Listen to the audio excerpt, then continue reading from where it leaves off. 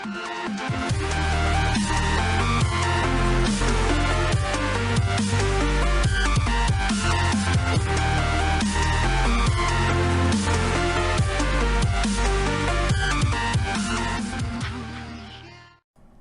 it going, kiddos? Handsome Jack Boy here, bringing you guys the 14th episode of my Borderlands, the pre-sequel Legendary Weapons Guide.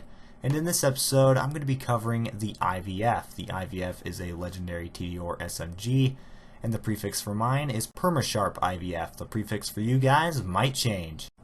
Now, as you can see there in the red text, it says, OMG, twins! That means that the IVF, upon reloading, is thrown like a typical TDR weapon and explodes, but the resulting explosion results in two smaller guns which also explode. The smaller guns, however, deal reduced damage. Now, to get this gun, you're going to want to make your way to Pity's Fall, and then you're going to want to head to right here on the map.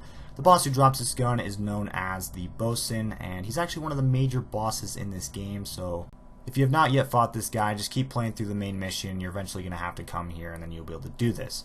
But just follow where I'm going here. It's not too hard to get to him. It is a little bit of a trek. There are quite a few enemies between you and him.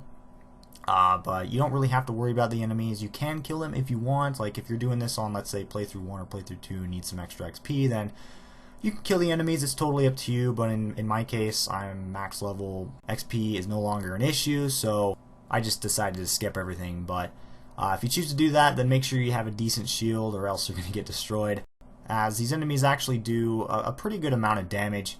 But anyways, you're going to want to take this elevator down into this room. This is where you fight the Bosun. So if you don't know how this fight works, it's pretty simple. You just want to try to destroy those little turret thingies. They provide him with a shield. At least I think that's what they do. Either that or they regenerate his shield. One of the two, or maybe even both. It has something to do with his shield though. So you want to try to destroy those. I didn't destroy them all there because, as you can see, I'm actually using the IVF here against him, which is, it's kind of ironic, isn't it? But just look at this. You don't even need to destroy the turrets. If you have the IVF already, then the Bosun is cheese. Well, actually, anything is cheese with this thing. It is just a beast of a weapon. But as you can see, I got it to drop, and it didn't take me very many tries. I think it took like 10, which isn't that bad. I don't think I got lucky either. I think 10 is about average. So yeah, anyways, let's move on to the gameplay and get a better look at what this thing can do.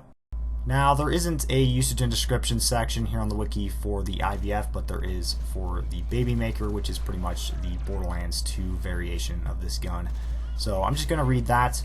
It says, the special weapon effect of the Baby Maker, or in this case, the IVF, only enhances the reload projectile, making the strategy of reloading often and early for the enhanced damage an effective strategy.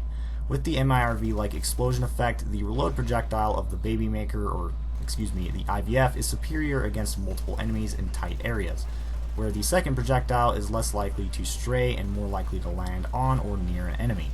When the reload projectile detonates from hitting an enemy directly, the child grenade may often be given a trajectory into the same enemy, where it will immediately explode right when it spawns. The immediate second explosion occurs often and is a deadly quality of the IVF.